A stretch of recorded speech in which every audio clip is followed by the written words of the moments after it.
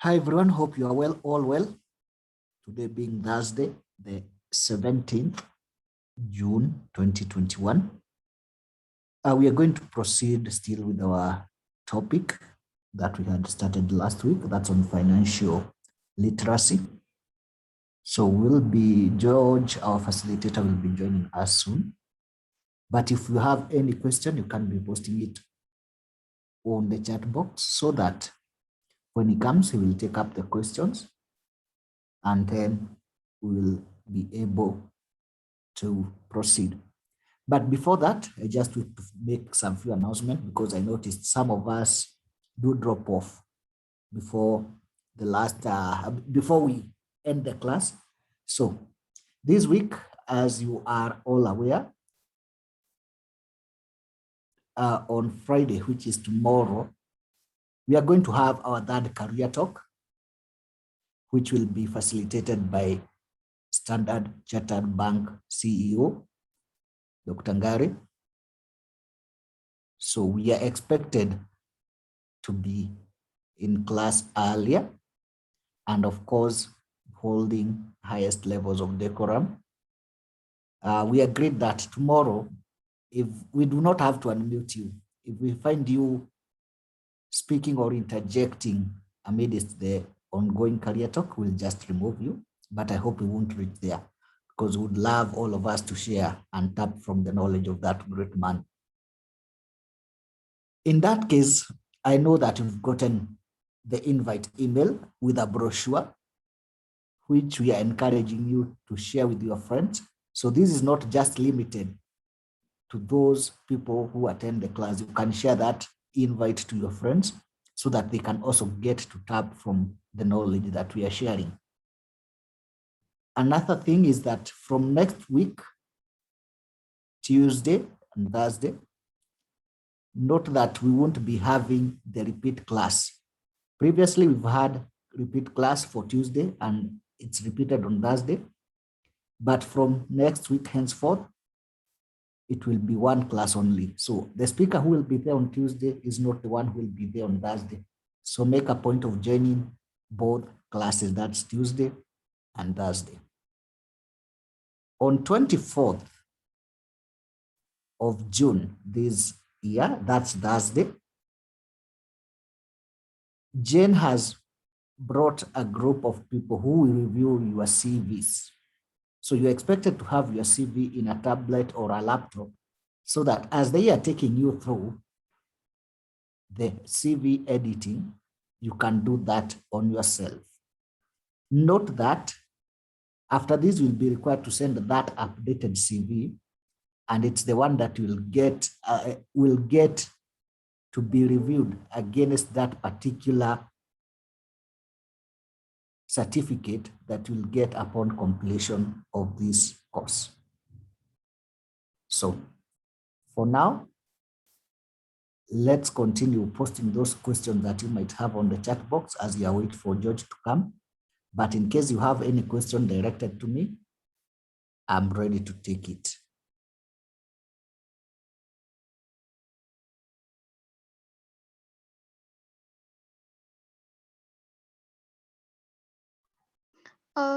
Hi, Joseph. Hi, Trish. Yeah, well, I hope you're okay. I'm well. Okay. Yeah, well, just a big request maybe or something. Well, for the announcements, is it okay if maybe you type them on the chat box or, I don't know, send us an email? That way I share with other people who weren't able to attend today. Okay, let me see if that will be possible by the end of the lesson. If not, I will tell Jen to share with the group admins or the class representative in your respective Telegram and WhatsApp group. Oh, okay. I happen to be one of them. Okay. Thank you so much. Welcome. Hello, Joseph. Hi, Brian. I have a question. Yes. With regard to the class on Thursday about CVs. Yes. Are we expected to edit the ones we have according to the template or develop new ones? So there will be a team that will be there. They have a template and they will guide you through it. So just have the one that you have, the draft that you have, but of course you will have to change it to the template that will be taught or will be agreed upon on that particular class.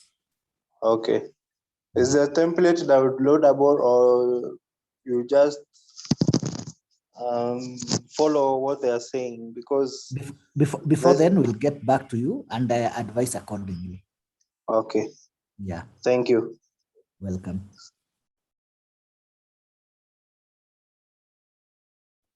Any other person with a question?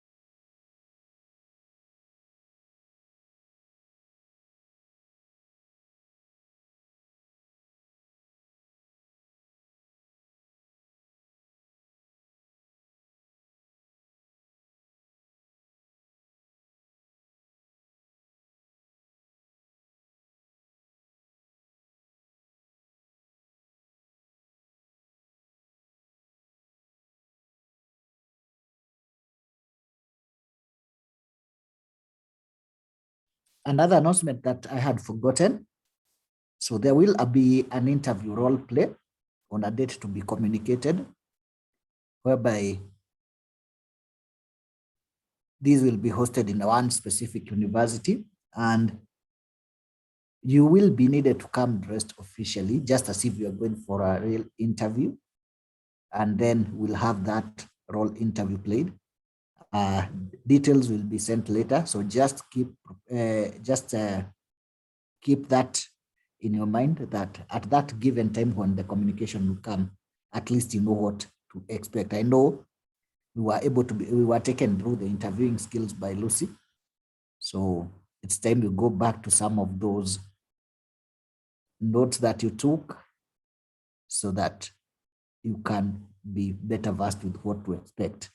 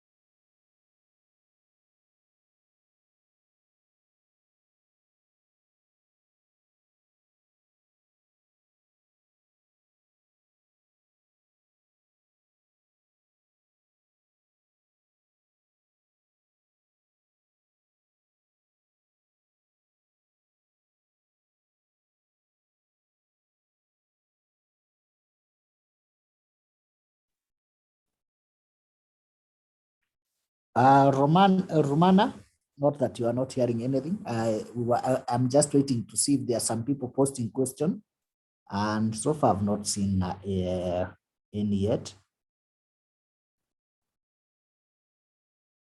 But we are waiting for facilitator George, who should be with us in a few, to take us through the financial literacy and her, of course, to proceed from where we left.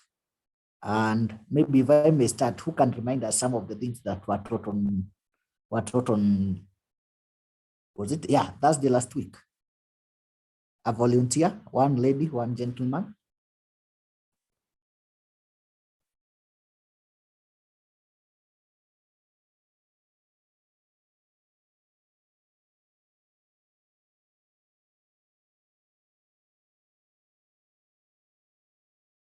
Volunteers?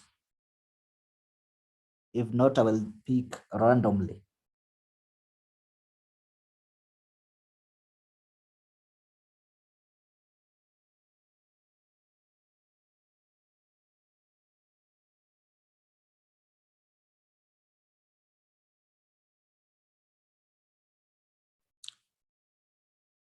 Sarah Maina from JKUAT.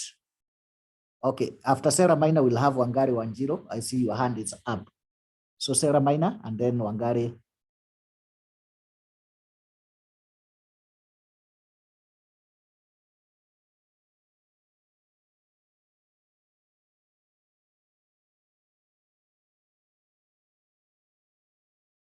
Sarah, Hello. can you get me?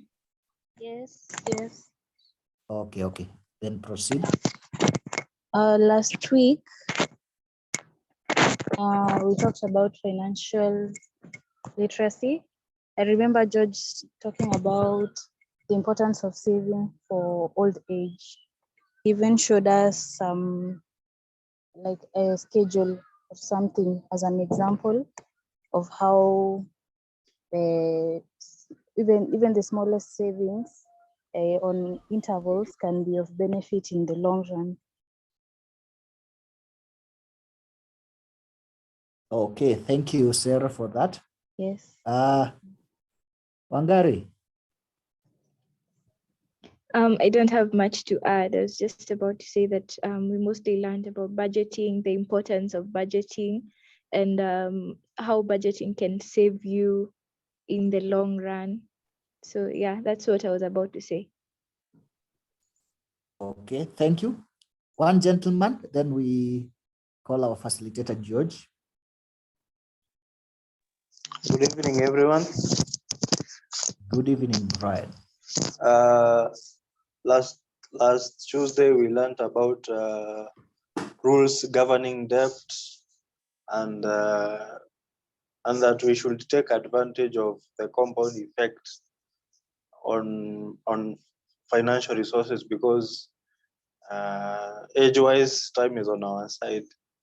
So we take advantage of it, but we be mindful of the rules of debt. Like you shouldn't borrow something that is 10% more of your salary. Yes, that's what I recall. Thank you. Okay, thank you, Brian. I can see at least we are keeping in mind whatever we were taught, and it's a nice indication that we are truly learning. And I hope that we are not just learning, but we are also practicing it from this point in time. So George, I see you are around, and now I give back to you so that you can take us into the few remaining slides on financial literacy. George, if you can get me.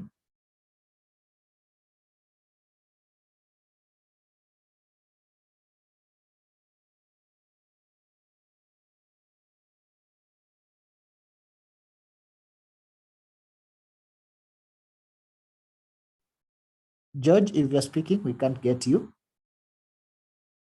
Shit. Kenyatta case. Joseph. Yes, yeah, now we can hear you, George.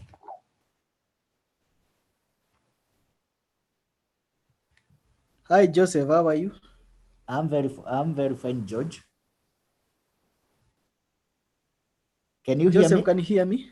Yes, I can hear you, George. I'm. I don't know what's wrong. Oh, that's better. All right. So I'm glad. Yes, I can hear you. Okay, then we So can I proceed. can allow me to share. Yeah, I've allowed you.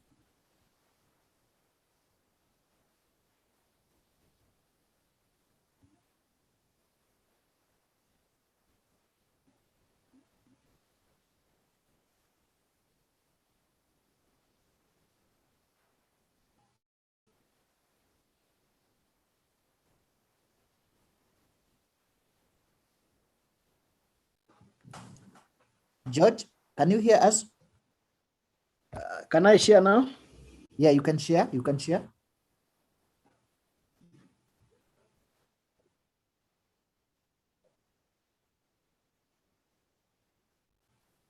I'm trying to load my slides. Yes, I can.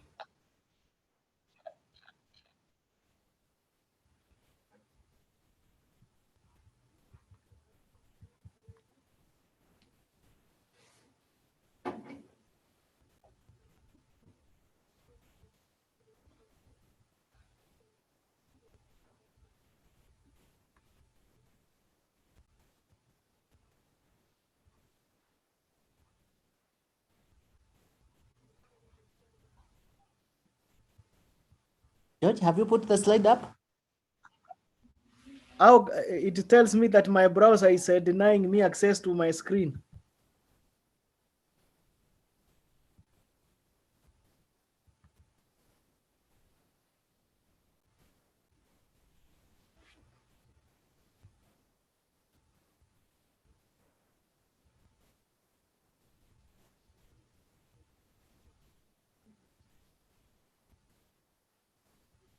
Okay, try now. Let me try again. Oh, what is this now?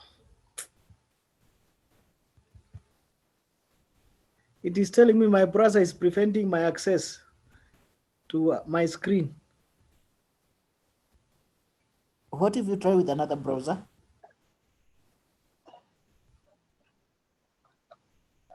I use another browser. Yeah. Okay.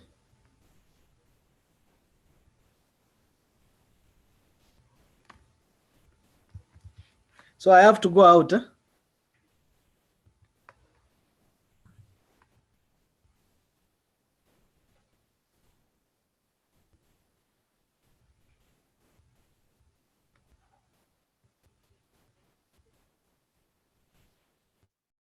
As George is sorting that out, can we get another gentleman who will give us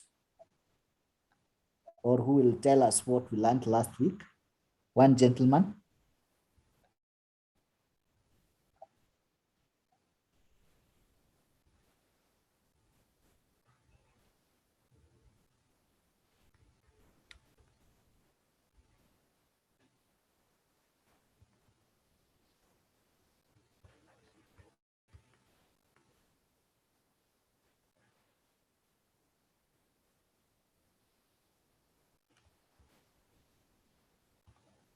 One volunteer for the last time before I pick.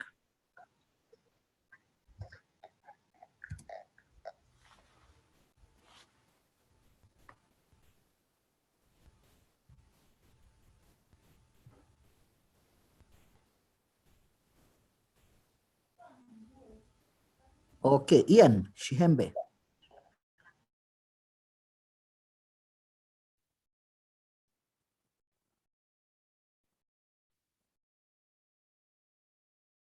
Ian, if you can get me. Yeah, can you hear me? Hello? Yes, Ian, I can hear you. You can proceed. Yeah, but unfortunately, I didn't get to attend the last class. I'm still catching up on the notes, so kindly pardon me. Okay, thank you.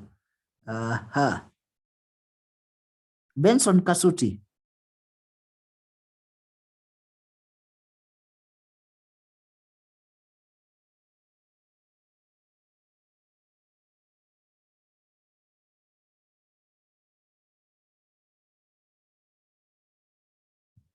Benson?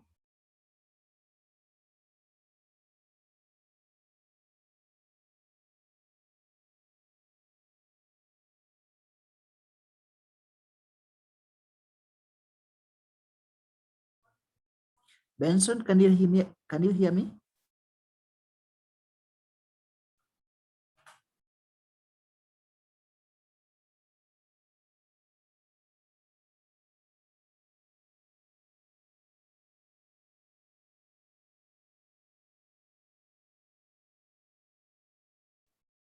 If Benson is not ready, then we can have Simon Mwau.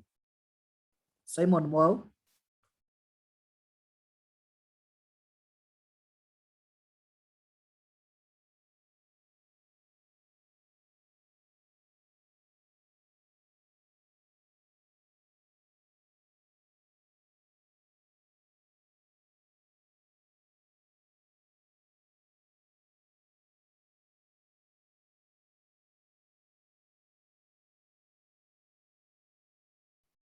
Simon Mwau.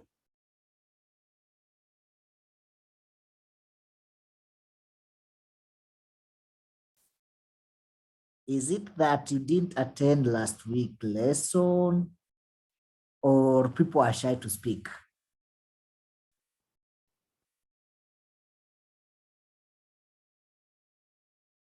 Remember, no answer is wrong answer. No answer is wrong answer. So all answers are correct. It just depends on how you defend it.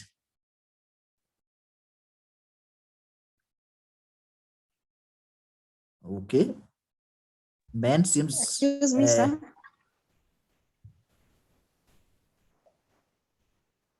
Yeah, who was speaking?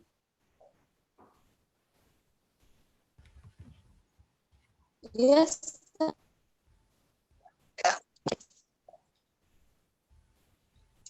We were discussing the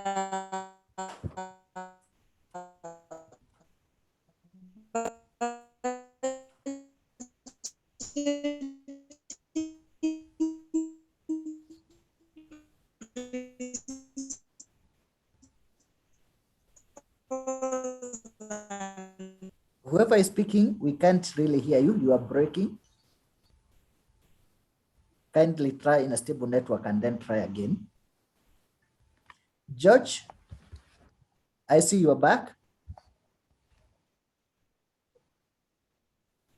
You can try presenting your screen.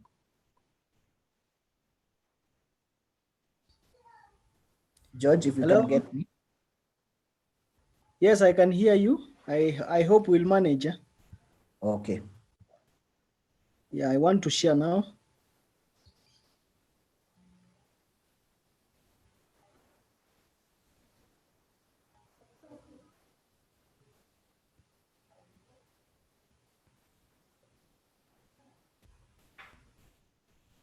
Can you see my screen?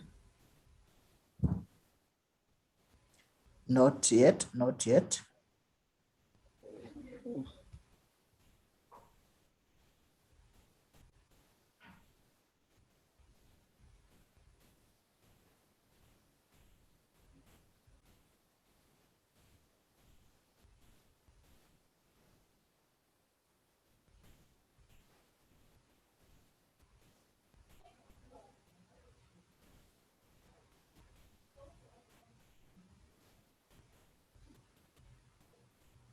Coming up, then going.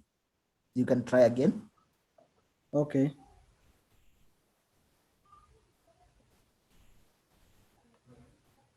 What about now?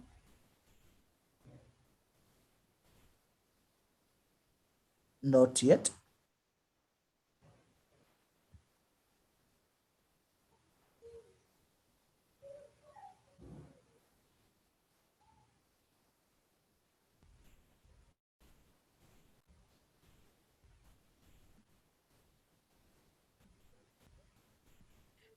Yes, now the screen is up, but not on presentation. It Yeah, should be now there the now. presentation is up. Is it okay now? Yes, it's okay now. I think last time sorry for that inconvenience starting, taken our 20 or so minutes, but we'll catch up on that. Assuming I'm audible and the mood and the tone for the class is already set, then I think I can start. So from the few who have made comments, I hear they understood what we agreed about the debt management rules. Although some could still struggle with the debt rules, the rule of 2010, there's a rule of 72. I hope they remember all that. But today we want to start specifically from managing the earnings, because everything that we do in financial management starts with your earning capacity. So your capacity to generate alternative sources of income will determine your future financial independence. Because without earnings, then you have no future, especially when it comes to finance. So when we talk about managing earnings, there are a couple of factors I want us to focus on so that as we go deeper, then they make a lot of sense, or rather we get a meaning out of it. Number one, we can agree that there are a number of factors that will affect your earnings. Number one is the career choice that you have taken. No, For example, something that you must know. Sorry? Moving that issue of moving with one another is not always also simple. If someone Is that my presentation? really inakuanga. Hello? George, you can proceed. Who is talking? All right. Sorry for that. I think somebody was on another mission altogether. So we agree that the career choice that you make will make a difference in your life. If you want to be a pilot, if you want to be a lawyer, if you want to be an entrepreneur, the choice you make obviously will make the difference. It can open up opportunities for earning or close opportunities for earning. Number two is your ability to find employment. How easy is it for you to get a new job or get jobs? The easier it is for you, the better it is for you to make more money. If it's difficult for you to shift or change from one job to another, as it is right now, then you may not really have a great influence on how you'll make your money, because your money, the money you make, is equivalent to the entrepreneurship skills you have, the number of entrepreneurship and other apprenticeships that you are doing. Your education level will dictate your ability to be employable. Your employability skills, which we have taken all these number of weeks to train you on, will take you to the next level. And of course, if you have a prior experience or a prior job experience, you have an added advantage. This is why everybody is asking, do you have experience? Nobody wants to employ inexperienced employers because they'll take more time, the productivity is low, and even the quality of work can be low until you specialize, and it takes time to specialize. Then when you go to the workplace, some workplaces have trends and some have opportunities. For example, the world of ICT is ever evolving. Some of the things that we could not do now, we are doing. Everything is now being mechanized. You can see now the world is becoming a global village. Now we are now working from home. We are having a class from home. So it is ever evolving. So the workplace trend can always change. If you are in medicine, the same thing. The diseases people were fighting 5-10 years ago are not the same diseases. The kind of approaches we are using 10 years ago are not the same ones we are using right now. So that is influenced by the workplace trends and the opportunities around it. Then your ability to advance is affected by the type of career and job you have taken, your level of education, even your job performance, and the economic conditions prevailing at that point in time. Again, it's also affected by the workplace trends and opportunities.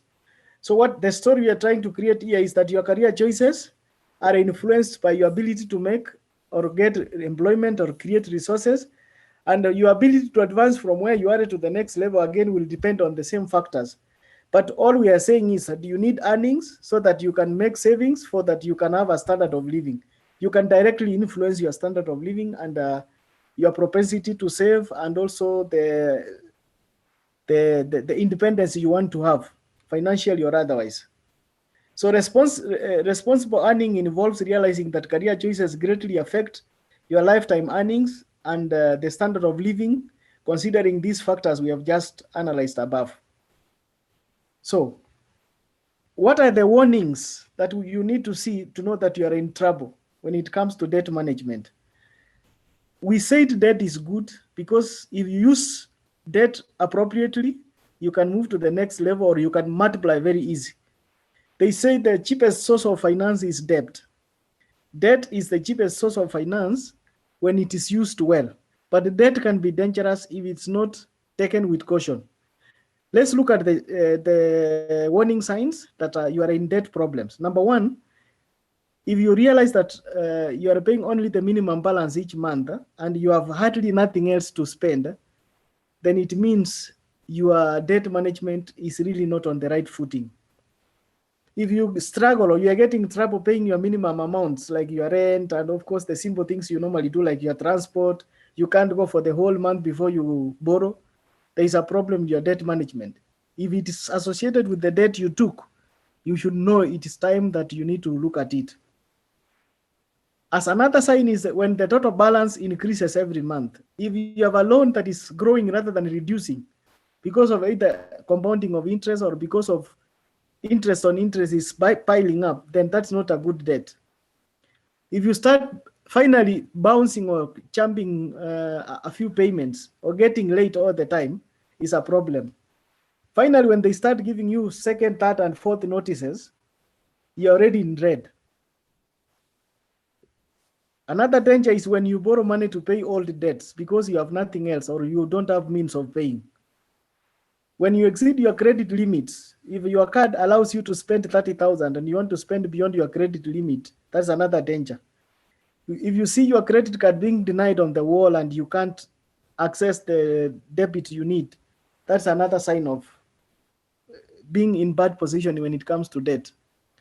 We are saying all this because we want to appreciate and know whether you understand what debt is.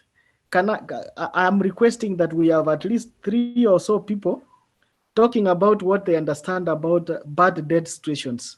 What was their experience and how they get out of it? If we can get some nice chaps who can quickly go up to save on time, I'll appreciate. My question is simple. Tell us your experience about the debt management, whether it's personal or not personal, and how you were able to manage or how the situation was solved, so that we now start understanding how debt is before we go to credit. And anybody want to give it a shot? Hello? Joseph? Mercy Kerotich, you can go, and then Ian Shi Mbeko will go next. Good evening. Good evening to you. Evening. I once borrowed money from branch. I just borrowed. I really didn't need the money, but I just borrowed to buy extra stuff. So it was during. So I thought I could pay back before we go home. I was in my second year, but before we closed school. A strike happened, so we just had to break and go home. And being home, there's no way of making back the money and paying back. So I really had to do a lot of work to pay back the money because they were threatening to list me in the CRB. So I really had to borrow money from friends to do some work in order to pay back the money. Yes.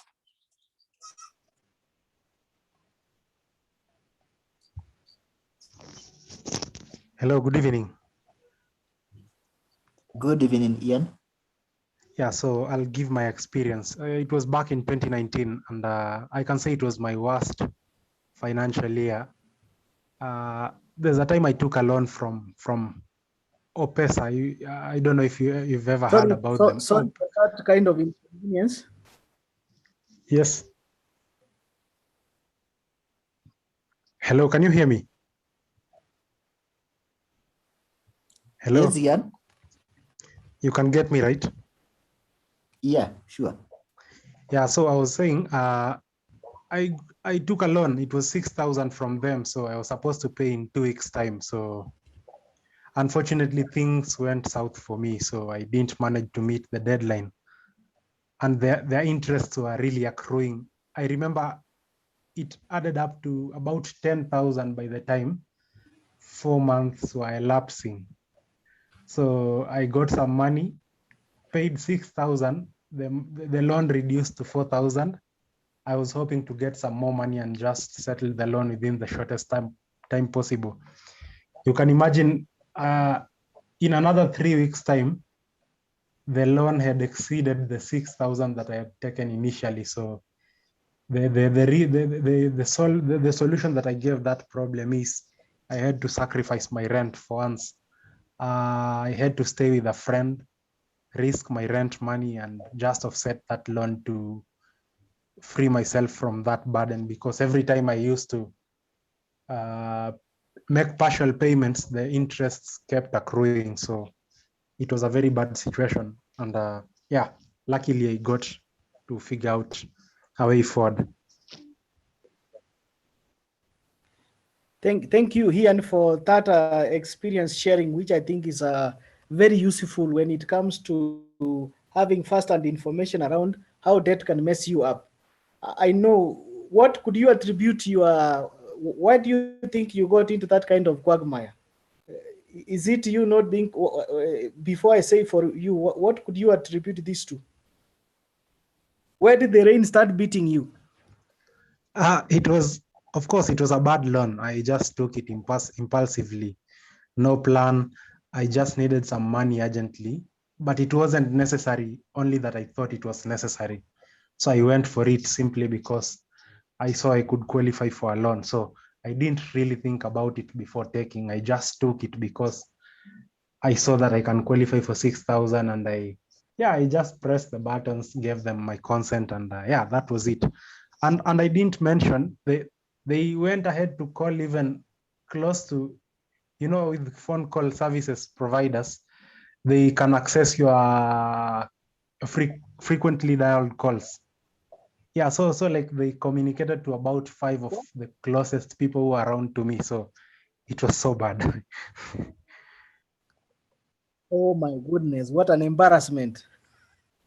You can imagine if they call your girlfriend and they told your girlfriend that this dude is unable to pay a small debt he took, and you are telling, and you are having lunch with your girlfriend. How will that look like? Yeah, it was ugly. It was ugly. It can be ugly.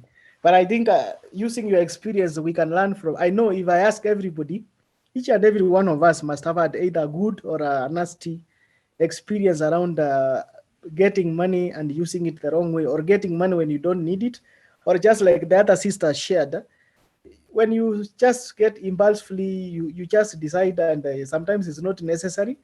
You put yourself into a debt situation, and by so doing, you find yourself in a very bad situation where things go haywire, and you have to sacrifice other things. You have to hike rent from some guys. It's really not a nice experience.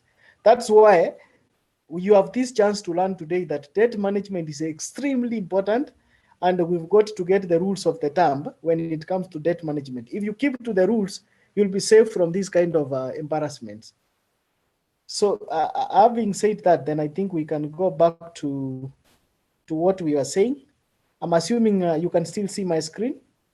If not, I can enlarge it. Confirm. Somebody confirm it's good. Yeah, George, it's good. Good. So let's also say something about personal credit management. This is yet another nightmare that many of us are likely to fall into. At least for those who don't have credit cards for now, you may not understand what you're talking about. But for those who have at least gone ahead of the time and accessed little employment and have gotten some credit cards from the banks, I know you have quite an experience to share. At the end of this, I'll ask somebody who has ever handled a credit card and how it was, whether it was useful, he or she was enjoying it. We want to understand that. So I want to give you a few takeaways. when it comes to personal credit management, because we know this is one of the areas where many of us get it wrong, and we find ourselves in a vicious cycle of debt. Few schools, of course, can have courses that will tell you how to manage your money. I doubt, I've not seen any that can tell you how to manage your money, because it's assumed that once you get the money, you know how to spend it anyway. So it is important to learn the basics through some free online courses. I know there are a number. At the end of this lesson, I'll share a couple of useful links and materials that will help you in accessing this information. So you can enroll in courses, you can go for blogs, you can also do some podcasts. All these and libraries can give you a lot of information about money and money issues. It doesn't cost anything by having information, because information is power. Key takeaway number 2, smart personal finance will involve developing strategies that include budgeting.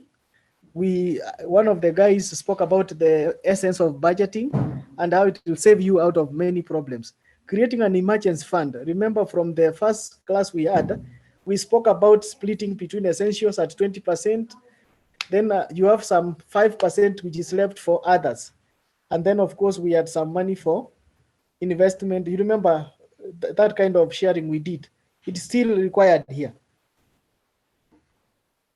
When you get these credit cards, if at all you have them, then you need to use them wisely. The credit card needs only to be used when it's necessary. If you are that guy in the middle of the night, you have had one too many or one for the road, and now you have some guys and you want to show them how tuned you are and how liquid you are, then you go and take a credit card. Even loans are taken at night, by the way. The circle loans, the M-Pesa, these M-Pesa points that now circles are giving. People are taking money at midnight, and you can tell on Friday, Saturday, and Sunday is the highest frequency of accessing money at night. You wonder what is this kind of business that people do at night, if it's not in a bar or in some kind of funny quagmires. So the bottom line is, number 3, be disciplined to ensure that you have some good level of discipline to ensure that you can take care of your ego, you can take care of your appetite and all that, and of course your appetite to risk. Young adults who are told to invest 10 to 20 of their income for retirement sometimes feel like this is really a misplaced idea. I mean, why should you worry about retirement when you're only 25 years? You have lived less years than the years you are looking for retirement. Some of us may think that, but for those who have tried that, we can tell you the earliest time to save was yesterday. If you didn't save yesterday, the next best opportunity is today. That's how they say it. So when credit cards were introduced, you need to know that the plastic money or the plastic cards that everyone or many of us are going to access or already have, you have access to some money and pleasure that sometimes you don't need. Because if you didn't have the card, you'll otherwise not spend. But because the debit card is in your pocket, you have a created impression that you can afford it. By affording it or by spending, then you realize you can't pay, and then you fall into the credit card quagmire and all that. So for every month you don't pay back the money in full, you will owe the amount to spend plus the interest to the issuer. And sometimes they charge you interest on interest, the compounding effect of interest. That's why you find your loans are growing. You took 6,000, but now it is 7,000. And if of course you've already paid for 3 months, so you wonder how can it get to 7,000? I've already paid 3 times, and now it has gone back to the original and even more. It can be so nauseating, and it's not a good experience as a disciplined financial guy. I mean, if you ever think or dream about financial independence, this is not the kind of scenarios you need to be in. The other advice that you need to have when it comes to credit cards can be a major debt traps, as I've said.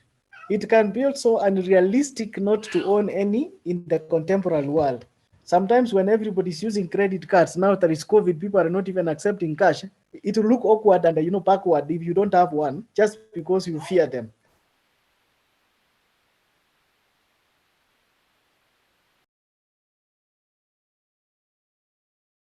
So inevitably you will have them, but the difference is how you use them. you use them so that you don't fall into the major debt traps. Somebody has mentioned who has ever been listed with the credit reference book. Is there anybody in this class who has been listed before? Or you guys are all good credit? The assumption that you guys never take credit.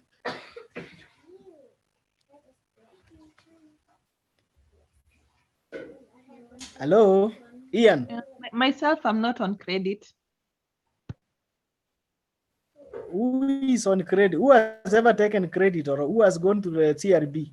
Even whether it's inadvertently or by mistake or rightfully so. Anybody who has an experience with CRB? Because if you don't have experience, you may not understand what you're talking about. Just unmute yourself. Yes, I have. What was your experience like? It wasn't that bad. This time round, it wasn't the other lenders, it was a bank. Again, in 2019, that's why I said it was a very tough year. It was a bank loan from COP. So the moment Yes. I paid the money, the moment I repaid the loan, they went ahead to forward my details to CRB. So it wasn't that much hectic, only that I needed to go clear from CRB.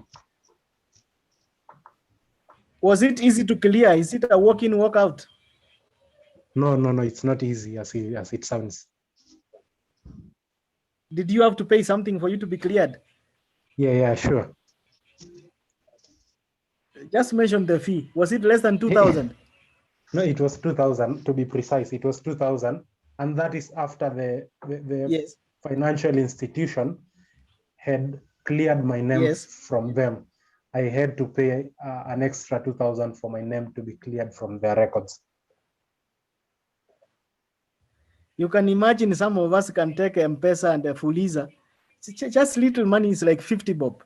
And then you are listed to CRB. And then when you go to CRB, you are being asked to pay 2,000 for your name to be cleared. And yet you could have used common sense to pay 50 shillings. You see where the problem is. Because you have a job now, you need CRB clearance, and there is a 50 bob you didn't pay. Because you took a loan somewhere, Tala or something, and now Tala has taken you or listed you at CRB. And then you see the agony and the embarrassment, the time, the resources. That's why it is not a good experience. So that's why I say credit needs to be managed correctly, which means that the balance should ideally be paid off every month. This is like it's like medicine. It's a prescription. You skip 1 month, you're in big trouble. The rule of the thumb is that ensure that your balances are always below 30% of your total available credit. That is what you need to look at to ensure that you are safe all the time. But given the extraordinary rewards and the incentives that so many banks and cashbacks, banks and financial institutions are giving, you will always find it necessary to use it, but use it wisely. Still avoid maximizing out credit cards at all costs, and always pay bills on time. Ensure that you are able to remember your payback, or rather the deadlines for the credit card payments, so that you pay back to avoid these unclear and unfavorable charges on you, and of course the embarrassment that goes with it. That is tip number 5. Now, using debit cards is always another way to ensure you will not be paying for accumulated small purchases of an extended period without interest. Of course, there are those cards which give you within a period that you don't pay any interest. So ensure that you do that, but yes, access the debit, but ensure that before they charge you, you've already cleared it. Otherwise, don't access it. Last but not the least, monitor your credit scores. At least once in a while, if you have been borrowing money see and left, at least ensure that the 50 bobs, the 20 bobs will not put you in this kind of a situation. That's why you need to always monitor your credit score by seeing how it looks like, if you have cleared and indeed you have been removed from the list, and if you are there, you get yourself out of it. So for those who think like you don't care, you can always take loans and you take new lines. You can Fuliza and take another line and Fuliza it also. Time will catch up with you. So let me quickly go to the 10 principles of personal finance management, which I think that is a take home. I want everybody to take home. So we agreed that part of the things we learn for this lesson is to get the 10 or more principles of personal finance management. So number one, they say in personal management, the first key thing is, or principle is that you need knowledge, because knowledge is power. Finding advice is not hard, and finding good advice can be hard. Of course, you know, the world is full of articles, videos, books, information, write-ups, journals, and all these things that are, even including financial advisors and consultants that you can reach to if you need to get good information, which you actually need. Every single one of these resources has the potential to be filled with some level of bias. Sometimes it can mislead you if you are not careful, but you can always choose and get to know what you really need and get the advice you need to get for purposes of investments you want to make, or some savings, cost management, and all that you need. Even your ego. You can also get knowledge about how to manage your impulse and yourself. They say the worst enemy is yourself, as we'll get to know in a few slides to come. It is unreasonable to expect yourself to be an expert on every area. Again, that's why you need to fall back to experts in the market when you need them, because surely for you to be independent in the future, you really have to get them and use them so that you can excel. Principle number 2 is planning. And they say not planning is actual planning to fail. Nothing happens without a plan. Human beings are creatures of defaults, and many a times we tend to take the easy path or the shortcuts, and we are motivated enough either by fear or a desire. What people will talk about us, what they think about us, how can our boyfriends and girlfriends think like we are not moneyed enough, or we are not good enough. So sometimes we are actually pushed out of the plans because of this kind of desires and the lack of discipline. The same logic can be applied to a financial planning case. No one wakes up in the morning and says to themselves, you know what I want to do today, and you just do it. Because it's not possible. It cannot be by default. Unfortunately, our default is to ignore it because it is the easier way and it's the shortcut. We many a times put it out of our mind until we experience it. So many of us are told credit cards are not good, and we really don't care, or we really don't take it seriously until we are listed, until we are in trouble. That's when we realize it's not a good thing after all. Don't be idle, so take time to plan. That's principle number 2. Without overemphasizing, I'm just saying planning is extremely important. Your goal setting, your short-term and long-term, and of course, knowing your budgeting process. Number 3 is a very important aspect when it comes to future financial independence.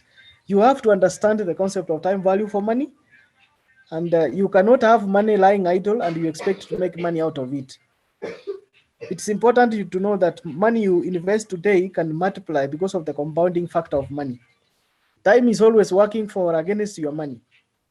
It can be working for you in terms of investments and against you when you are in debt. We can agree on that. Believe me or not, even money wedged under your mattress is slowly losing value. Of course, you know that because of the time value of money concept. If you put your money below the mattress and you think that it will be as valuable as it was 10 years ago, you'll be cheating yourself because of inflation and other things that we learn in a few minutes. Principle number 4 is to consider the agenda called risk and versus return. Anything that has a return has a risk.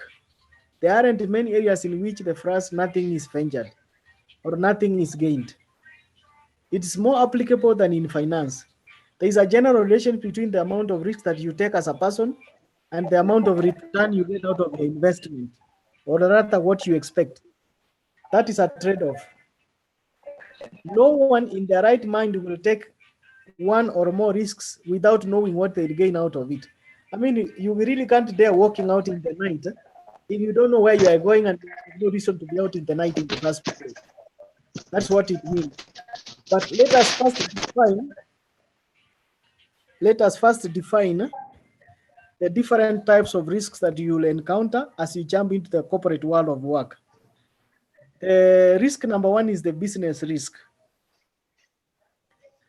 Business risk is sometimes referred as the industry-specific risk, and for the management classes that you have had, they have called it an systematic risk. You can really not predict it. It is merely the risk that a specific company or even yourself that will affect the entire industry where you are. If you are in the industry of lawyers, it will affect all the lawyers. If it is an accountant and there is a change in law from ISPAC, then it will affect all of you. If it is a certain policy in the NGO board that has changed for all the NGOs, it will affect you all. So it is a business risk because it is specific to the business you are doing. The market risk, on the other hand, is sometimes referred to as a systematic risk. It is systematic to the extent that it can be defined and it can be predicted. It is a risk that is inherent in the market and all securities as a whole. This type of risk cannot be mitigated by diversification. Risk number one, you can, let me try to go to the screen and see who is making noise and I can take care of them in a short while. All right, I'm back to that. So there are many other types of risks that I could have taken time to explain, but today is not the time. There is credit risk, there is inflation risk, there is liquidity risk. Inflation risk is, of course, the risk that the levels of inflation may go higher and you may have to spend more than you are to spend in a certain item. So if you think that inflation is likely to go high, you better pay your debts now. Because if you wait longer, then you'll pay more because of the inflation adjustment. So this is the inflation risk. When it comes to liquidity risk, it's the capacity of a person to meet short-term maturing obligations with cash. So it's actually your ability to convert the cash to the cash equivalent and make payments when they are required. So anybody needs to be liquid so that when you need money, at least some good level of liquidity is required. So if you are not liquid, it's a risk. The same thing, the social risk, that if you don't do certain things, then people may run away from you. Even the credit score, if you have a bad credit score, you may lose a job because if they think you are not a good credit manager, so you are irresponsible in a way, it can do that. There is also a currency risk that the kind of currency you are transacting in is subject to inflation rates and all that. There is also legislative risk that legislation can change. Like I heard a few months ago, Kimunya was trying to introduce a policy in the market that all milk, the raw milk, can only be sold by people who have been registered, and they have to have, the big coolers and all that. And of course, that means all the small farmers will be locked out, and it's only those who have been able to invest and who have been registered can do that business. So those are some of the legislations and how they can affect us. There was also another one in 2019 when the government says that all the NGOs who are raising funds moving forward, and I think it has not passed, it's still in parliament, that they can only fundraise 15%. Otherwise, the rest of the money they have to raise locally. And we know the kind of NGOs we have in Kenya. They are 100% financed from outside. So if you say they fundraise themselves 85 or 75%, how will that work? But it's a policy in the making. I hope it doesn't see the light of the day, but if it does see, then of course it will affect that. Principle number 5 is the whole aspect of taxes. Give to Caesar what belongs to Caesar. And the taxation in business has a lot of implication in the cost of capital. When you factor in tax, it can make a lot of sense, positively or negatively, in your capacity to make savings and also even to make purchases. The tax implication for those who have done business courses is what we call the tax factor. And it is expected either to increase your cost of capital or reduce your cost of capital depending on the direction of movement. Increased taxes makes investments very expensive, and even the cost of capital very expensive. The rule of the thumb is that the sooner or later, once you pay something that has a tax implication, then you need to be mindful of what taxes are inherent before you make your investments, either currently or even in the future. That's what is being advised. So there's a tax effect that you have to take care of. Rule or principle number 6 is emphasizing on the importance of liquidity. If financing planning guarantees a single thing, is it that you will go wrong? That's the kind of guarantee that it has to give you first. Should you want to get your money back, to make some little payments, how soon can you get it back? It means you have to look at the payback period for that investment. You have to look at the return on investment, which is sometimes called the return on, which is ROI, the payback period, which they call the PPP,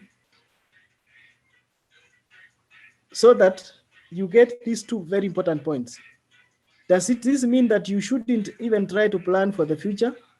Of course not. However, you should not plan for your long-term and immediate goals at the expense of your short-term stability. In other words, you cannot deny yourself liquidity so that you have all the money going to the future, and then you fall sick and you cannot even buy medicine. That's what this guy is trying to tell us.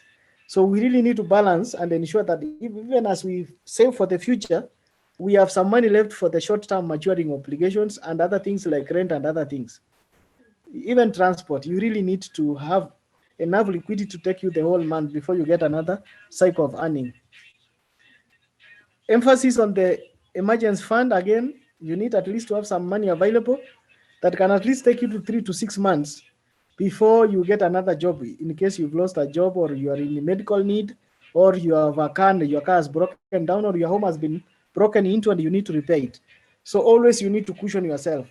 This is all the importance of liquidity that you are being advised, that even as you do all these things, as you take your beer, as you do all these things and your luxuries, ensure you have enough money to take care of these kind of things.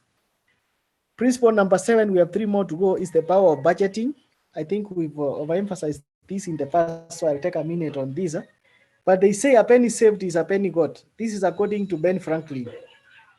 It looks simple, but know what you make and know what you spend can really be a huge impact in your future independence.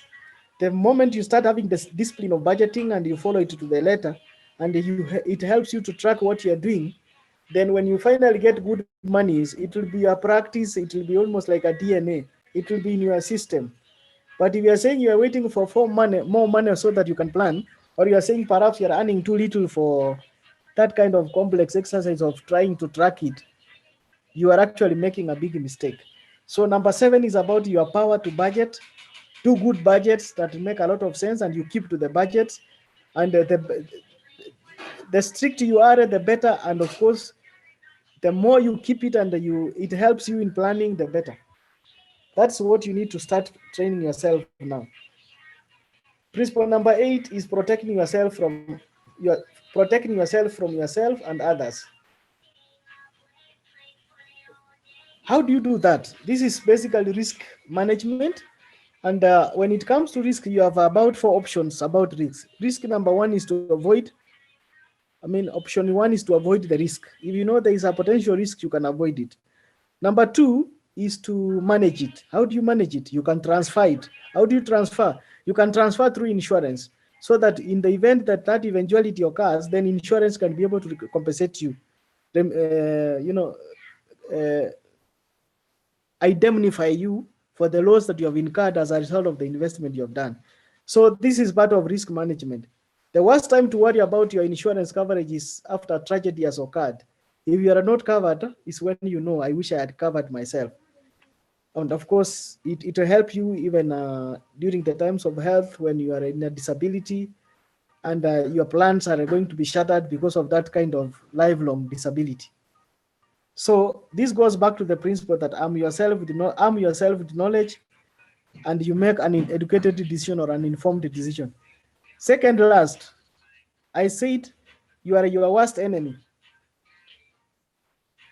Plan and save for retirement. Retirement may seem like a lifetime away. It may be too far for you. But as I said, the best time to start saving for retirement was yesterday. If you had not saved yesterday, the next best opportunity is today. So, because this is how many people who have made it in life have saved. Tell me one person who is a millionaire or a billionaire who is working for somebody.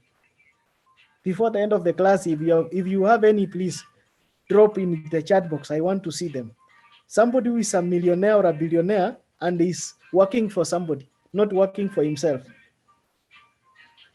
It is driving a point home that at least for you to be that independent in the future, then you've got to invest and get some wealth for yourself. You need to be an entrepreneur. You need to employ yourself rather than depending on employment, as we'll see in the next 1 or 2 slides.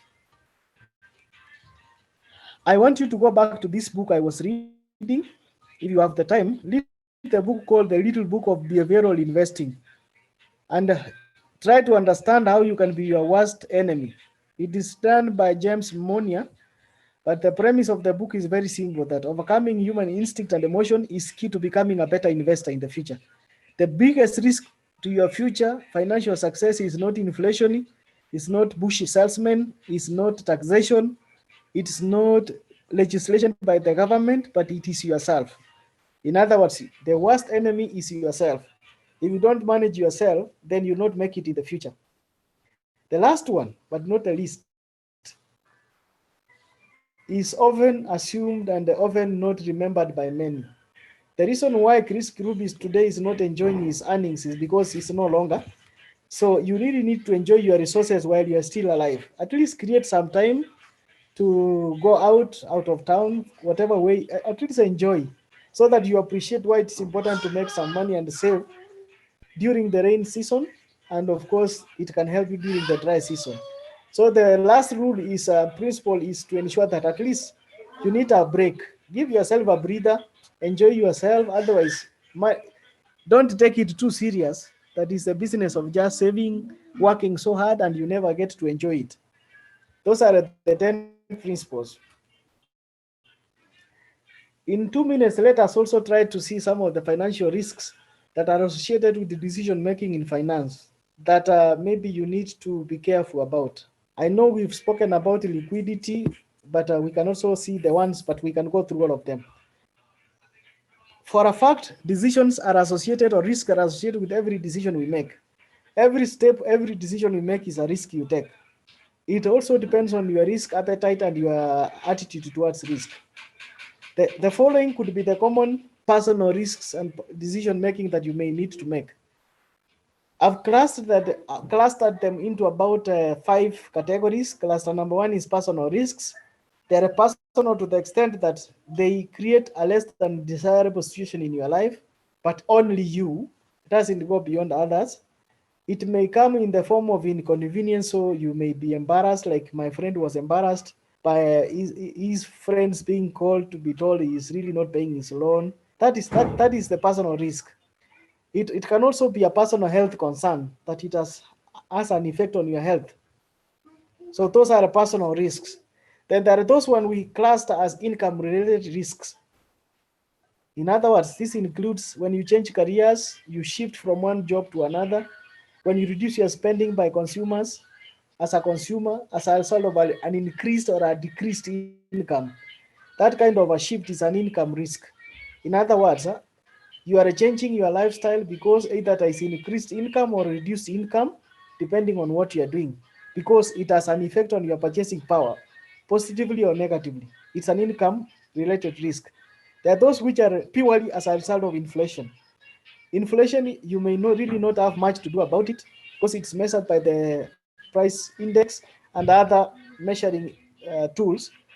And when you see prices increasing, you of course have a reduced purchasing power.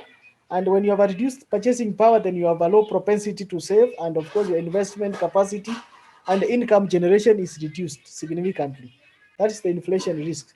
That's what inflation can do for you. It actually reduces your capacity to spend. The interest rate risk is associated with the fact that you may take a loan now, and in the future, the interest rates may be increased upwards or reduced downwards. So the risk is that if you pay an interest of 6, you may actually end up paying 8% because of inflation or because of income risk or because of other risks. And when it happens, then if it's a floating rate, it has to increase. So that's the interest rate risk. Liquidity, I think I've spoken about it, that it is about your ability to meet short-term maturing obligations. So if you have money in real estate, you have a whole building and you cannot pay rent or you cannot buy bread, that's a problem. It's a liquidity risk. So that's why you have to strike a balance, and it's a principle number 7, liquidity concerns, that whatever you do, you really need to have some money ready for you to take care of emergencies. Any question this far? Because we are in the we are at the tail end of our class. Anybody wants to ask a question? I'm fine. Sorry? I have no are we all together? question. I need to know if I'm too fast so that I can slow down.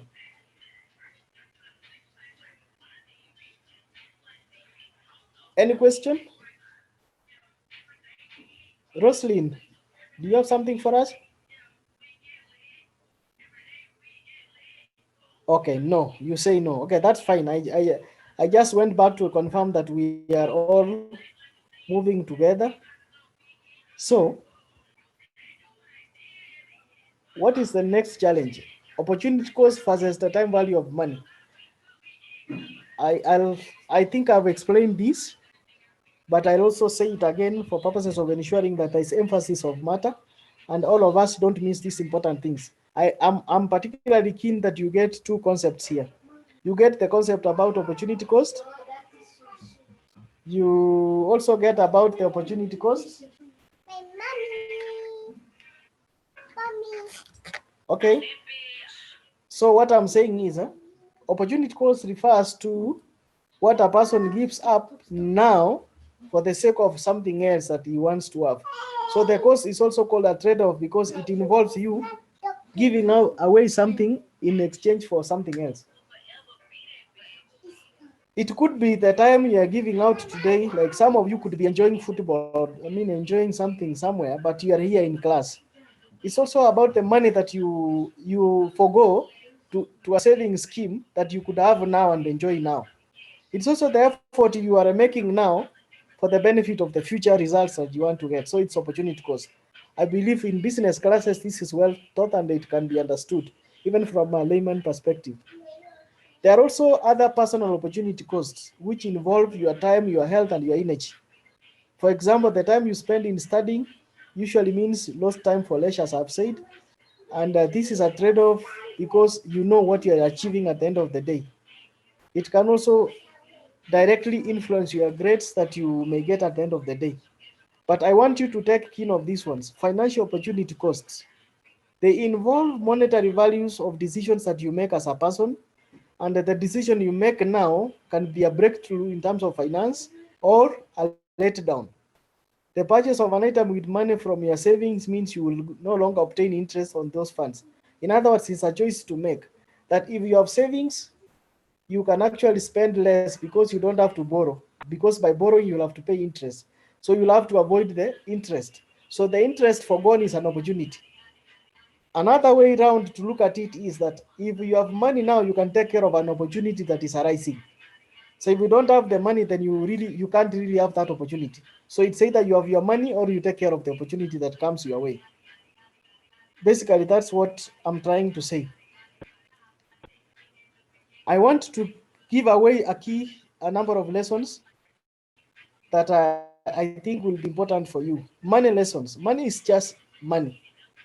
Many people have let money take control of their lives, and of course, in ways that they don't bring joy to themselves, or rather, they don't glorify themselves because of the money they have. Of course, everybody needs money just like me in order to pay your bills, to invest, to survive, to take care of your family needs and all that. But that is just money. The principle number 1 is you need to value your time. How do you value your time? It means you really need to put your time where you think you'll get value out of it. You really cannot spend time wasting time with people who are talking things that do not make sense to you. You can watch movies, but at the end of the movies, if it's really not a leisure thing, you don't getting out anything out of it, then it means you don't value your time. If people have to take you along with you when they want to do their things, and you drive and get along with them without looking at your time and what you need to take care of, that is what it means, you not taking or rather valuing your time. When you do some work for somebody will ask you, what are you worth? You really need to appreciate that my input will cost me something like that. At least you should have an idea, whether rough or not, which how you can cost your work. Whether you work for an hour, 2 hours, 3 hours, what do you think you are worth?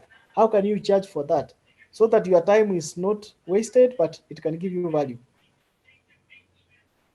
They say money is the hardest, one of the hardest lessons to learn is the money lesson, because earning more money can positively impact your life, if not ruin you. But the bottom line is, don't let the money take care or get over you, so that it makes you think like you are a better person than those who don't have the money, or now you actually behave in a manner close to what you think you are worth or your money is. Instead, use it as a tool to improve your life, to invest better, to help others, to build a positive image, work on your attitude and those other things, get information. That's the best way to use your money. Instead of thinking money in a negative way, think about it in a very positive way and take actions to improve your financial situations, even when they are actually wanting. Don't let excuses of any kind hold you back, because if you dwell on excuses, then you may never be brave and confident enough to take risk. And I said, every decision you make is a risk, and you have to take risk, and the return on investment is equivalent to the amount of risk that you have taken. The higher the risk, sometimes the higher the income. So you really need to struggle and overcome all these obstacles that life may throw along your way. You need to understand how to control your financial situations. So finally, you have the money, you have worked so hard, you have done your good CV, you've gotten a job, you have earned for 6 months, you now feel like there's money in your pocket, your lifestyle is changing, you are getting the things you want, you now have a mortgage or you have your own house, these things are moving your way. How do you control yourself? Number one, you really need to ensure that you pay off managing your debt. If you are in liquid position, the first thing you need to look Joseph, at, there's do I a lot have of debts that I need? background noise. Joseph. Yes, There's a lot of Somebody. background noise. that's only from George's side, because he's the only one who is not on mute. George, is it volume okay? for background. Is it okay Yes, now? you can proceed. All right, all right. So I was on this point of controlling your financial situation, and I was saying that when you have money and you have money that is in excess, or you feel like you've made a little money, the first thing you need to take care of is debt. Do I have debts which are expensive that I need to take care of? So that you stop keeping yourself wasting resources with the Jonases and the Agneses who may not be helping you to retirement. Control your financial situation is important because you won't feel stuck when it comes to money. In other words, you'll probably be able to do more with the money that you have saved and of course your life, because you have been able to manage your monetary problems. Once your money problems have been sorted, then your investment options are going to be open, and your returns on investment are likely to increase, and of course you may live a debt-free life. This can help you reach your dreams, and you can travel as you want, and of course you can have the independence and freedom you want. The worst thing you can do is to compare your beginning to somebody else's middle. A mistake all of us make, because we see others driving certain cars, we also want to drive them without any idea how long they have taken for them to acquire them, or living a home that others are living without. You want to live like a Babu Namwamba. You don't know how a Babu Namwamba got his money. Of course, other dignitaries as well, having palatial homes. This is the mistake we need to avoid and live our own lives, so that we don't compare ourselves with others who have progressed. run your own race, in other words. A simple graph steps I've shown you to show you the journey to your financial freedom. Number one, you will get a job and you need to survive. How do you survive? You survive by meeting the short-term needs that you have as a person, having a good home, for example, traveling in a very safe way to your work environment, or to your shop if you have a shop. That's basically survival. That is the first step of freedom. Then once you are done with that, of course, when you are at survival, you are not caring about security because maybe you have nothing else for people to sleep. When you have nothing at home, even if you don't lock your house, you really don't get worried. But the moment you have more things in your house, then you will start worrying about security. And the type of bad luck you need will change, definitely. So once you get concerned about your security concerns, then you are conscious about what is happening around you, the environment, the risks you have to take, and the ones you cannot manage.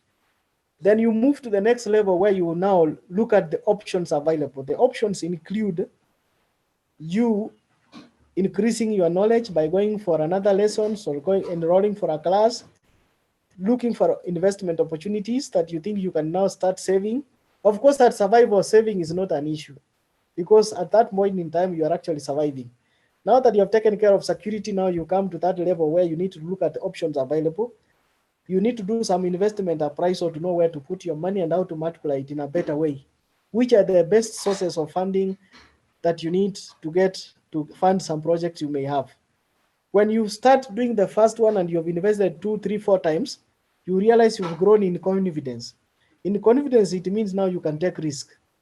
If you have taken marginal risk, you can take more risk by investing more because you know there is a return associated with that. So that confidence now takes you to the market to learn, to venture into new horizons, to take up new challenges. And by doing so, you build your competence. Competence is grown because of experience, knowing how to manage the downfalls, how to manage the static environments, how to manage inflations when they come, how to navigate around difficulties in the investment world and all this. You get confidence. With that confidence, it propels you to a financial freedom. Because just like Kirubi and others who have really, Manu Chandari and the rest, they have been in this business for so long, and sometimes they have known how to diversify, they have known how to take care of insurance and risks. They are never worried because now you are free to make decisions of your own and you can buy the world if you want to. That is the journey to financial freedom in a short map. I want to leave you with the last 5 steps of a wealth mindset. For you to be wealthy, you've got to do a couple of things, and it's really a deliberate decision by yourself to either jump out of the vicious cycle or remain in it forever. The mindset of a wealth person requires that first you be aware of your thinking process. Your thinking process is that the poor, if you have a poor thinking mind, it will tell you something like, I cannot afford that. And the rich guys, or rather the guys who are endowed, will say, how can I own that? How can I also be in as part of that team who are doing that? So it's challenging rather than scaring you. And as you get it as a challenge, you get positive ways and how to go around it. And by so doing, you actually eventually go around it and you make it. So number one is to be aware of your thinking process. Does your thinking process prepare you for the next level of progress, or does it condemn you to the poor? To your little mind and your cocoon? Does it make you think out of the box? That's all I'm trying to say. Number 2, work to learn other than to earn. I said you will realize that majority, almost 90% of the billionaires and the millionaires in the world are not people who work for others, but are people who either own their own enterprises, who have their own formulas, who have owned their own companies that are actually controlling the world, or who are experts in their own line of business. These are the guys who have made it in the world. So when you work for an employer, the problem is that it will limit you to the success that you get at the mercy of the employer. If the employer terminates you, your dream comes to an end. So and you cannot be financially independent, you cannot be wealthy if you're actually depending on somebody else to feed you. Number 3, you must have an objective. Visualizing your goal, giving the right emotional attachment, moving forward, That clarity of mind in terms of what you want to have, the kind of independence you're looking at, the kind of home you want to have, the kind of resources you need, and the preparations around it is actually what makes it easier for you to achieve even a very big goal 10 years to come. So it requires a lot of visualization, a lot of emotional attachment, a lot of belief in yourself for you to achieve what you want to achieve. It can never be something that you wake up and you achieve. Number 4, I'm still emphasizing on the whole idea of budgeting, or the principle of budgeting, so that you are enabled to track your expenditure and you actually have a guided spending, and you have priorities that are not upside down. Remember, resources are limited. The future is uncertain. So in this kind of uncertainties, then you have to be very disciplined to ensure that you stick to what you have agreed to, and of course, remain on course. Number 5, but I've added a 6th one, control your fear. The fear of the unknown, the fear that you can't make it, the fear that you can't afford it, the fear that it's not your thing, is the kind of fear that actually limits you to your economic environment. So really be positive about yourself. Don't run anybody's race, run your race, and you'll always control your fear and gain the confidence you need to make it to the success, to be a wealth mindset. For me, number 6 I've added, because I think it's important, is learning the language and the mechanics of money wealth. So you really need to understand how the people who make money earn the money. Is it because they have good investors? Is it because they have good financial advisors? Is it because they got a very good idea? Is it because they got some seed capital? Is it because of their debt management? Is it because of the expense management? Is it because of their market entry strategy? These are the things you really have to think about as you get your confidence and move higher. I've summarized how to grow your wealth into one pie chart. Simply create your wealth, and we've agreed there are a number of ways of creating your wealth.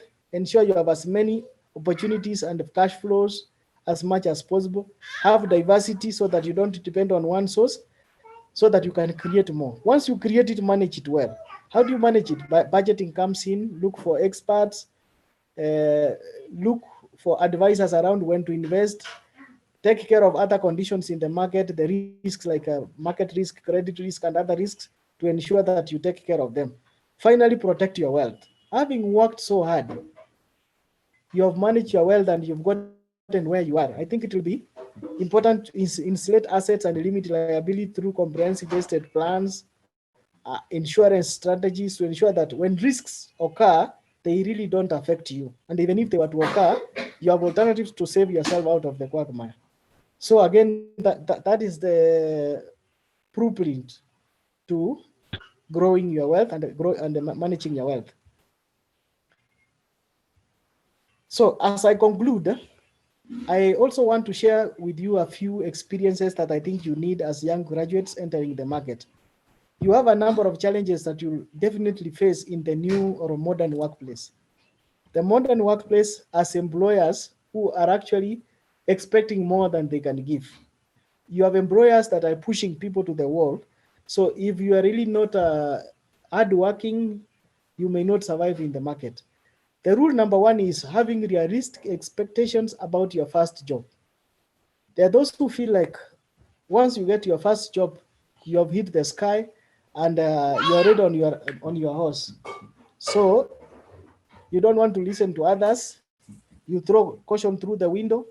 You take life by the horns, and before you realize it, you have fallen down and you've lost the job. What do I mean by having realistic expectations of your first job? Studying hard for several years can easily lead you to false beliefs that you are entitled to jobs when others are not, because you have a first-class honors. Others hardly even have a diploma. So you think you are the best that people can have. And by so doing, you actually belittle others and you don't take caution and you miss it. That is the first thing you have to do. So please ensure you have realistic expectations about your first jobs, for those who are going to get the first jobs. Number 2, there is a challenge navigating the workplace and understanding the work cultures. Organizations are like wild animals. It depends on which one you're riding on. It could be a horse, a donkey, a warthog, a hyena. but you need to know which kind of animal you're riding on. You will find cultures that are sometimes really is not the norm. You will find people don't respect your opinions. You find people who are very hard to convince. You find people who are not good listeners, but nonetheless, they're part and parcel of the work environment. Some organizations are well structured, are very good ethics and work environment, and emotional support and all that. Others don't have. So really, you need to be aware that you need to understand the work culture when you go there, and ensure that you get to the bottom to understand it and survive in terms of your social interactions. And if you are not used to accounting, you may find yourself asked to be accountable. If you don't love to be accountable, it will be something that you have to appreciate. The other thing that is very common that I think was listed amongst the first three, dealing with feedbacks, positive criticism. Sometimes you may also get negative criticism. How do you manage? How do you respond to criticism when it's given to you, either because you have not performed, your quality of work is not good, your relationship management is not good, you have said things or your language is not acceptable, all those kind of things. How do you accept that kind of correction and improve on it and make your work better?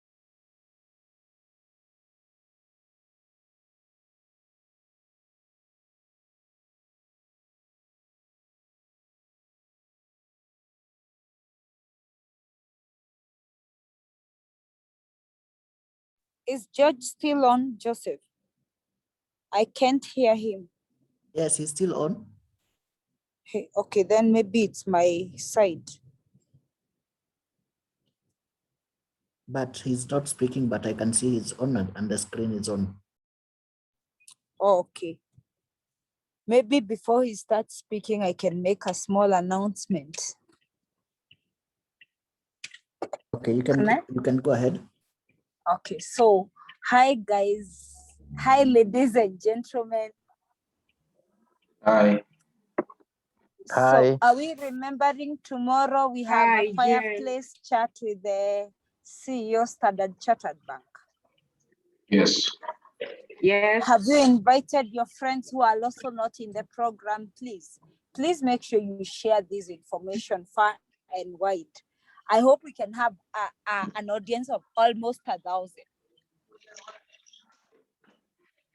Because in the program, we are like 100. If everybody brings their 5 friends, we are going to be 500, right? Ni sawa? Mtani let down. Eh? Hey, yenyewe leo hata siongeleshwi Joseph. Maybe nafani nyamaze. Jen, tuko hapa, Yes. tuko hapa. Mko hapa. Are you guys bringing your friends? Yes, kwa full force. Please. And make sure you engage. Of course, you have to be in our best mannerisms, but yes, we must engage, be attentive. I don't think it's always a normal day when a CEO stops his normal day duties to sit with students and have a chat, you see? And he's just going to be talking about the same questions that you shared. And there's also a section on question and answers at the end where you can also engage him. And then another big announcement is that starting next week, we shall be having 2 different classes every week. Meaning, the class that happens on Tuesday is not the same one that happens on Thursday. So moving forward, we're going to be having more of industry captains and speakers. I'll be having very special guests for every session.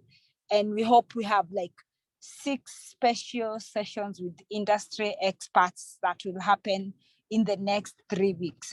So please make sure you try your best to join the Tuesday and the Thursday sessions. And then towards the end of the month, you're going to post the call for a pitch competition that is going to be, it's the pitch competition that is going to be like at the end of the forum. We are also planning 1 face-to-face session. It will be communicated next week on Thursday, 24th. we are going to have a repeat session on resume writing because the resumes I've been receiving are not in good shape. And we felt like it is important that we all now have a standard resume that you can all submit. So next week, Thursday, please make sure you attend class when you have a laptop or a tablet that you can be able to edit your resume based on the template that will be given to you. And it's going to be submitted at the end of the class. So please make sure you attend this. Those who will not attend this, don't send me your resume telling me to look for internship for you, because I've been receiving CVs and I can tell you most of them are not in good shape, and some of them you can tell you hired somebody to do it for you. So we want you to sell your original profiles and your original pitch. I think I just repeated the same announcements that Joseph had probably mentioned, unless anyone has a question. But yes, starting next week, it's 2 different classes. So you strive to attend both days. Sorry, I lost you at some point. I hope I was able to finish. No, you didn't finish and I took over, but I am going to give you back the students. I just want to know if anybody has a question. I have pasted the tomorrow's meeting logging details. Remember, we can see who attends these sessions. So if you don't join, we will still know you did not join. And if you don't join this one tomorrow, I don't know if we'll ever have another chance to have a big session with him like this one. And he promised us, if tomorrow you people show up more than 500 students, he's going to get us 2 speakers, one from Microsoft and one from LinkedIn. Only if tomorrow is successful. So do you want, everybody nowadays gets work from LinkedIn, right? Yeah. And everyone is working remotely via Microsoft Teams and Microsoft applications. So if you really want to get the best in the industry, then tomorrow we must show up, invite your schoolmates, because I know everybody is in the university to get a job or to get an opportunity out here to do business. So kesho tafadhali, watu tuonane kesho na tukue wanafunzi wazuri, you engage intellectually. And George, I take back to you because I don't think there's any question. Thank you for engaging me intellectually.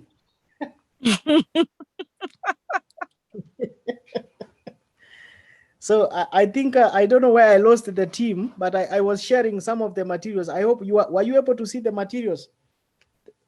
The references I wanted you to, did I finish? Hello?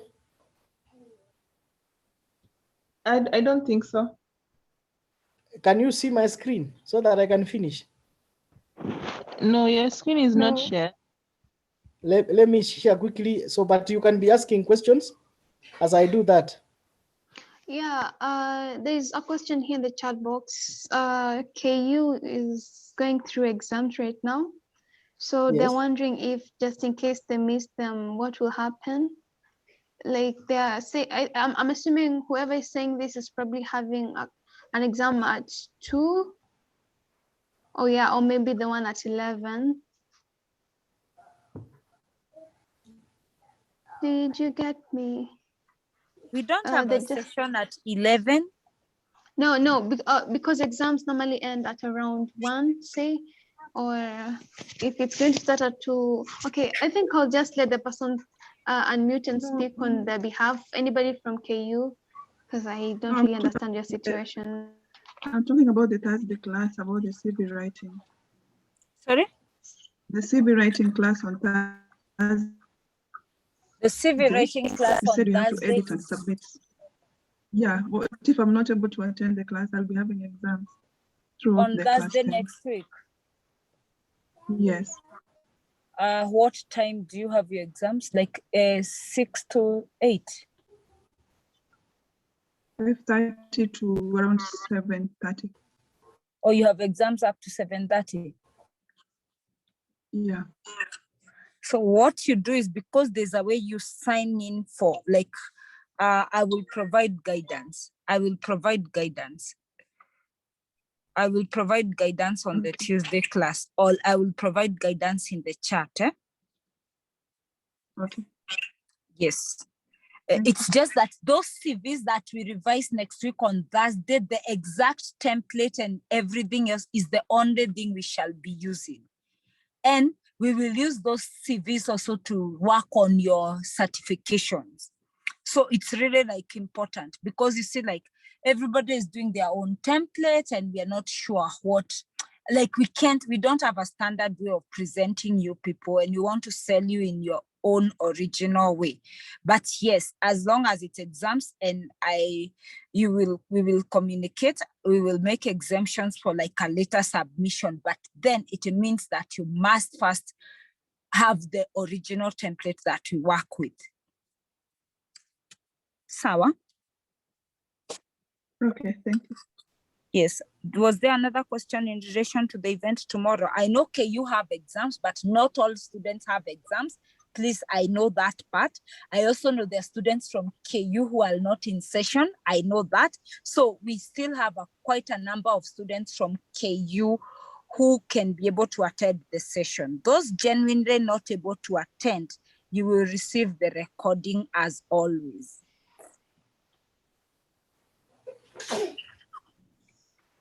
Jedida Gitau, are you in any trouble?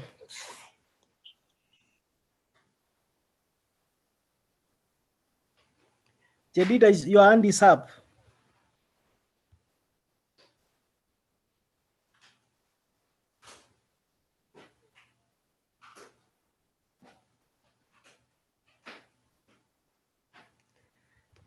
You have unceremoniously pulled it down, but that's okay.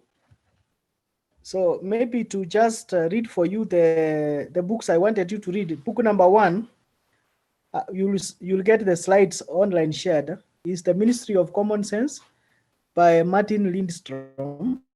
It talks about how to eliminate bureaucracies and bad excuses in the corporate world.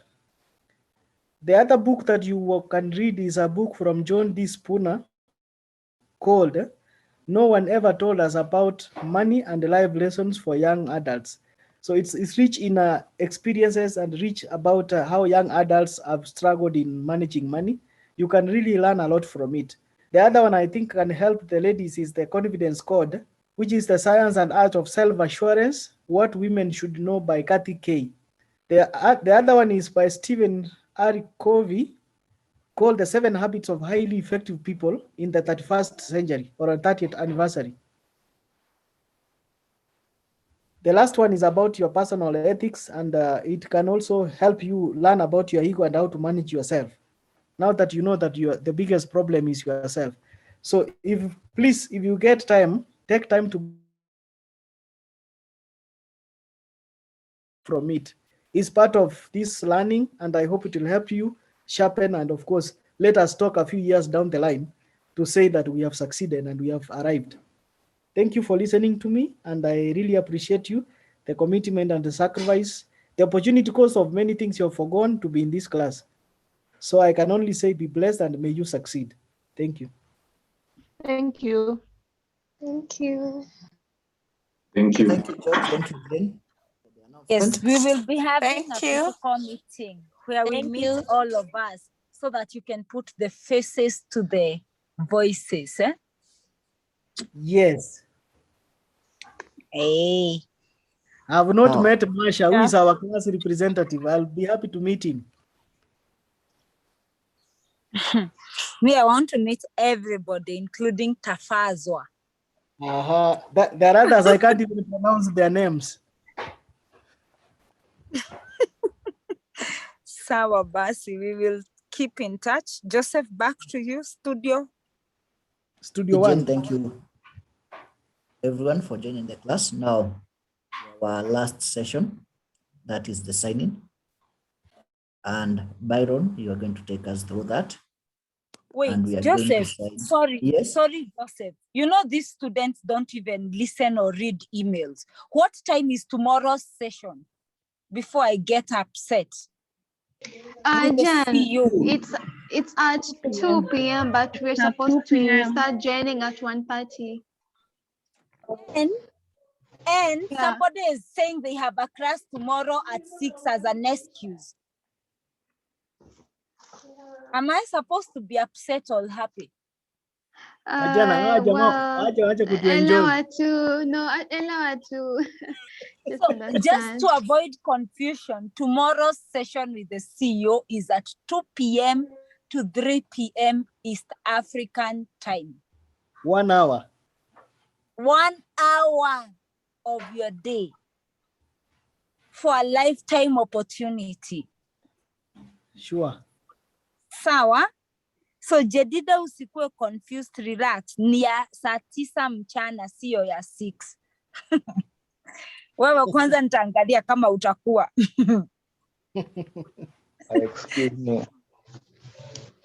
Excuse me. Yes. Suppose mtu ako na class, by that time itakuwa recorded. Yes, of course. It will be shared, but I would have loved that everybody joins. But in the event that it's extremely impossible for you to attend, at least make sure that you access a recorded version of the same, enjoy it as it were, and of course, make sense out of it.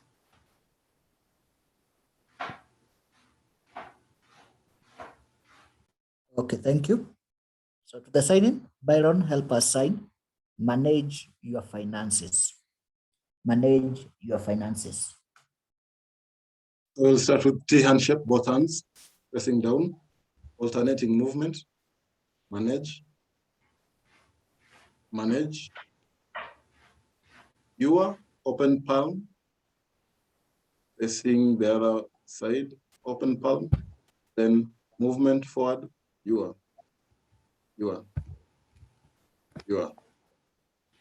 Finances is money, so you know this one, just money. Normal natural sign for money.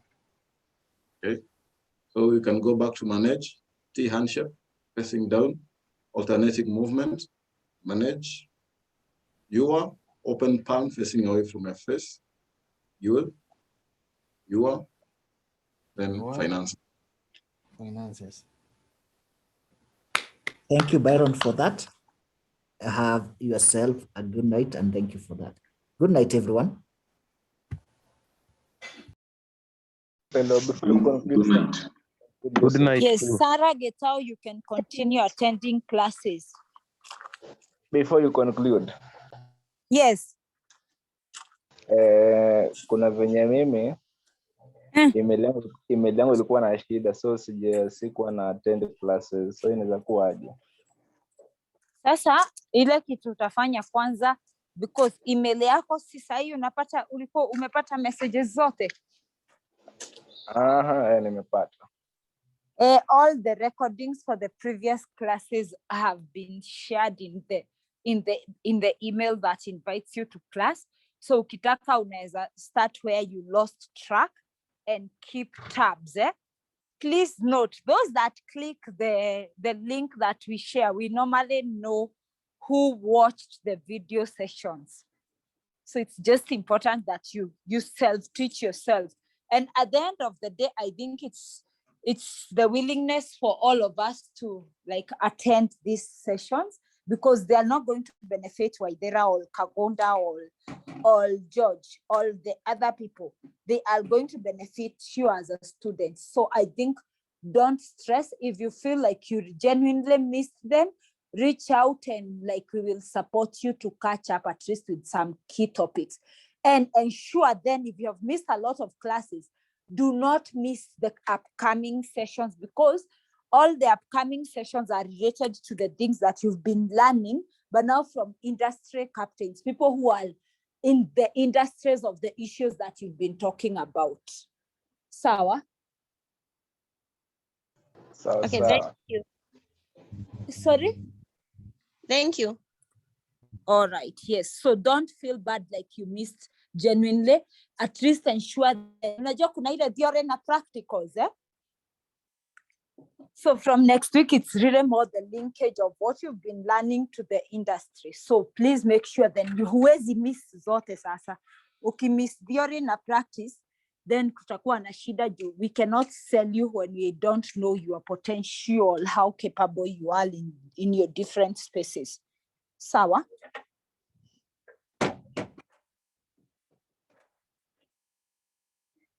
I think we are fine now, Joseph. You can end the class.